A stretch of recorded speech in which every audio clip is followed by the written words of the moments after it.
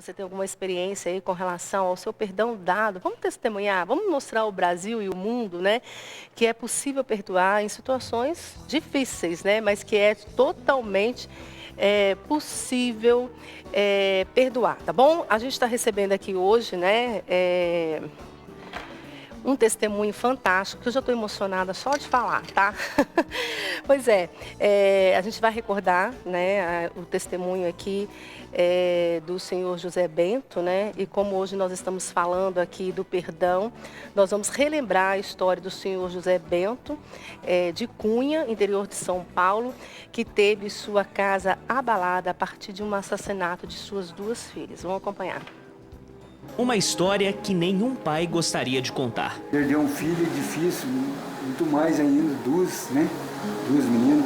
Resultado de uma dor que nenhum coração merece sentir. Esse dia para mim hoje, meu coração tá muito magoado, porque um ano... O céu de Cunha, interior de São Paulo, hoje amanheceu cinza.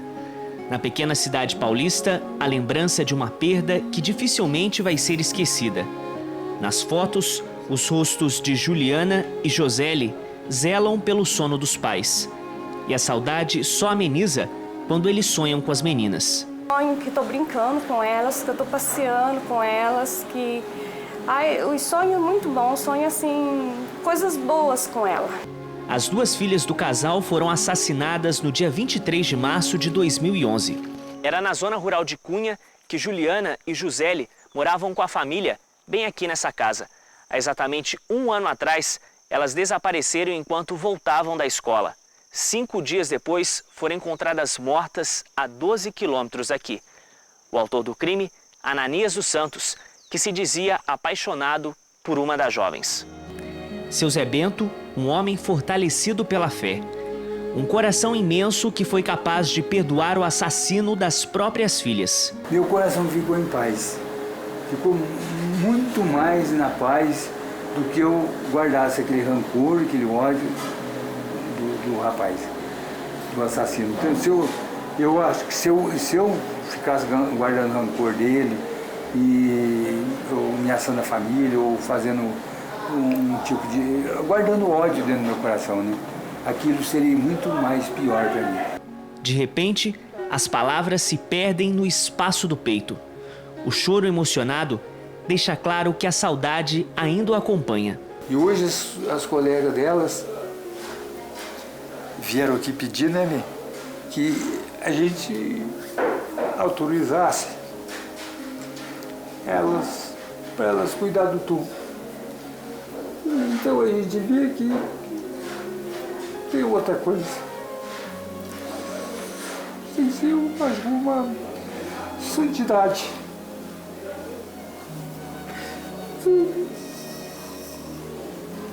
Na escola onde as duas meninas estudavam, boa parte dos amigos não foi à aula para prestar homenagens a elas no cemitério da cidade. São mãos solidárias que fortalecem a amizade viva na memória. Amigos e professores da escola que elas estudavam lembraram que as duas tinham excelentes notas e eram muito educadas e comunicativas. Juliana, Joseli, Dona Iracema e seu Zé Bento estarão sempre unidos na lembrança, na saudade e na fé. E se a gente perdoar, eu acho que é uma missão cumprida, e essa missão cumprida deve continuar, né? Como ele mesmo diz, não 7 vezes, mas 70 vezes 7. Gente, que testemunho fantástico, né? As pessoas que me acompanham aqui nesse programa, há quase 3 anos, sabe assim, né? Do meu coração. Eu sou toda coração. Todo mundo aqui da comunidade sabe como eu me emociono, né? Quando eu vejo algo, esses milagres que vai acontecer no dia a dia. Não é fácil, né? Ontem eu disse, gente, eu vou chorar o tempo todo, porque eu sou isso, né? Eu sou a verdade. Então, assim, vocês me perdoem, né? Mas eu acho que o Brasil inteiro, né, vive isso comigo, essa emoção, porque eu acho que o pior que poderia acontecer na vida do ser humano aconteceu aqui com eles, né? E essa capacidade incrível de perdoar é uma coisa assim que mexe com os nossos corações, né? Aquilo que a gente começou a falar bem no início do programa, eu e Rodrigo, às vezes por tão pouca coisa, a gente não consegue, né? Por causa do nosso orgulho, por causa da nossa autossuficiência. Quando a gente depara com um testemunho desse, é para mexer com a nossa vida inteirinha, né? É para fazer uma reflexão de vida, daquelas assim, de parar, né? Para refletir o que a gente está vivendo, o que a gente está fazendo, não é? Eu quero até convidar o Rodrigo hoje para vir para cá, para me ajudar aqui, porque é muita emoção, mas também é algo da gente ficar encantado, de fato, né? Porque geralmente o que se vê não é isso não, né? Quando acontece uma situação dessa, a gente acompanha aí para os noticiários, enfim, é bem o contrário. E a gente também entende, né? Porque não é fácil, né? Exato. Viver uma situação dessa, né? E olha, esse testemunho já está ajudando gente, não só gente que precisa perdoar, mas gente que precisa pedir perdão. Também. Eu recebi um e-mail de uma pessoa, não vou identificá-la, mas ela está fazendo coisas erradas, inclusive de usar dinheiro dos outros indevido. E ela está pedindo ajuda, pedindo oração. O que a gente pode fazer é rezar por você e esse testemunho aqui, né? É verdade. Com certeza. Eu quero agradecer imensamente a presença de vocês aqui. Obrigada, viu, por ter que partilhar mais uma vez. Mas eu sei que isso, né, eu sei que Deus não quis, mas, né, a gente tem que sempre tirar algo bom daquilo que a gente vai vivendo, né, Sr. José? Foi e né, um escândalo para todo mundo esse ato de vocês, né? Como que é a reação das pessoas, hein? O que as pessoas dizem para vocês? Bom dia. A gente tem um certo vazio dentro da gente por causa das ausências delas, né? Mas no mesmo instante a gente sente uma alegria de que a gente pôde passar o que a gente viveu durante a vida, né? De 30 anos de catequese, que inclusive quando elas faleceram, eu estava dando catecismo para as duas, e mais os outros que participavam, né?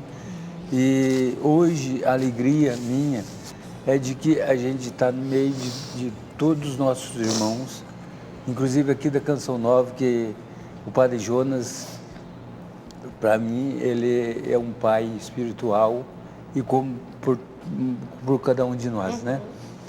Então eu jamais gostaria de dizer isso mais uma vez, e repito, né? E a minha disposição é perdoar. Perdoar, porque lá no livro de Lucas, capítulo 7, versículo de 1 até o 7, mais ou menos 7, diz assim, não perdoar, os discípulos dizem assim, quantas vezes deve perdoar, Senhor? Jesus diz assim, não 7 vezes, mas 70 vezes 7. Então a gente passou por isso, a gente aprendeu que essa missão é uma missão nossa, uma missão de Cristo. Que ali é fácil a gente pregar na alegria, mas é difícil perdoar e pregar na tristeza, na dificuldade, né? Então, eu não sei porquê, só o Senhor sabe, né? O porquê que elas foi. Eu tenho isso comigo, que algo mais Jesus queria com elas. Porque a gente, como um ser humano, como eu sempre disse e repito, né? A gente deve perdoar a pessoa do ser humano. Porque na pessoa do ser humano, se tiver um pouquinho de Deus, jamais eles fazem uma tragédia. Agora, a ação dele depende muito dele e Deus, com Jesus, né? Porque São Paulo também foi um dos perseguidores dos cristãos e se tornou um dos maiores apóstolos junto de Jesus. Pregou depois da morte de Jesus, ele reconheceu a sua fraqueza depois dele converter. Então eu espero que até esse assassino, esse indivíduo, esse irmão, que eu posso considerar até como irmão, né, é um irmão na pessoa dele, mas eu espero que ele se salve. Como Jesus, né, fez com São Paulo, e São Paulo se tornou um dos maiores cristãos. É verdade. E os seus eventos, né? Tá aqui, eu já tive a oportunidade de ir lá em Cunha, conversar com o seu Zé Bento. O seu Zé Bento veio no meu casamento, assim, uma pessoa, vocês dois, pessoas assim que eu admiro muito mesmo o testemunho de vocês.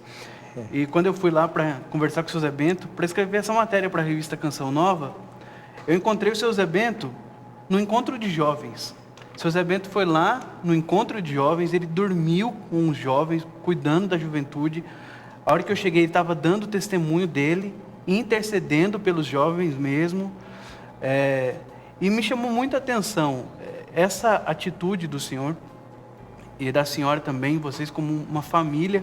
E quando eu conversava com o senhor, né, seu Zé Bento, o senhor sempre falava do encontro que o senhor participou. O senhor dizia assim, mas eu não podia ter uma atitude diferente, porque eu tive um encontro pessoal com Deus.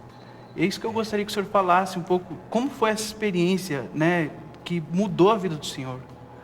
Lá em 81, com o Padre Jonas? Em 1980, né, eu fui convidado para um cursilho de cristandade em Aparecido do Norte, depois encerrou em Lorena, né, com a missa final, no tempo do Dom João Hipólito de Moraes, né. Eu conheci o Padre Jonas, a qual ele fez uma palestra, uma das maiores palestras, que durou 4 horas, né, e a gente aprendeu com ele uma lição de vida e uma conversão. Porque antes eu era uma pessoa como outra qualquer, uma pessoa que ainda não conhecia a igreja, não conhecia os mandamentos da lei de Deus, não conhecia nada do valor de Cristo. A partir desse momento em diante, eu comecei a acreditar. E o Padre Jonas, para mim, ele é um pai que tocou muito no meu coração e eu aprendi muito com ele. Aprendi com ele e passei a viver aquilo que ele pregou, gravou na minha mente. Jamais esquecerei daquelas palavras tão maravilhosas que é inspirada por Espírito Santo. O Padre Jonas é uma pessoa, é um santo, que eu espero que um dia Deus vai nos levar, como cada um de nós, né? E ele deu um grande testemunho diante de todo mundo, toda a sociedade, inclusive a mim, que aprendi muito com ele e hoje, se sou o que sou, devo a Deus e ao Padre Jonas. E agora é a família do senhor que dá esse grande testemunho para todos nós. Ô Iracema, essa fé, né? Eu digo fé inabalável, né, gente? Porque um pai que perde as suas filhas do jeito que perdeu, né? Uma pessoa tão próxima, de dentro de casa, que a pessoa que tirou a vida dos seus filhos, né? Fazia parte do cotidiano de vocês, estava ali dentro da casa de vocês, né? Essa fé do seu esposo te ajudou? Ajudou muito. A fé do meu esposo ajudou muito porque eu tinha fé, mas nem tanto. Mas depois que aconteceu isso, pela força dele, pela força da minha filha que está em casa, ela sempre me dá apoio, sempre me dá força na hora que eu preciso. Até um ano, mais ou menos, eu achava que era uma brincadeira. Você não conseguia compreender? Não compreendia que para mim eles iam voltar, todos. Mas um mês atrás, eu comecei a passar mal. Aí fui ao médico, aí ele falou para mim, vamos tratar que você está entrando em depressão. Porque não é aí fácil. Comecei a tomar o remédio. Essa semana, graças a Deus, eu estou muito feliz pelo convite de vocês aqui. Parece que foi Deus que mostrou e chamou a gente aqui para dar esse testemunho. Porque eu tive um mês que não foi fácil. Foi um mês muito difícil, só queria ficar dentro de casa, fiquei trancada dentro de casa, não queria ouvir ninguém, fechava a casa, ficava dentro de casa, dormindo. Aí os pessoal começavam a chegar lá em casa, tinha dia, chegavam, eu nem recebia. Aí depois eu mesmo pensei, levantei a cabeça e falei, não posso fazer isso, porque Deus não quer que eu faça isso e nem minhas filhas. Deus quer que eu levante a cabeça e vamos procurar amizade, conversar, sair para a rua, resolver as coisas, porque não dá para mim ficar assim. Eu estava entrando em depressão, mas eu mesmo saí dela, graças a Deus.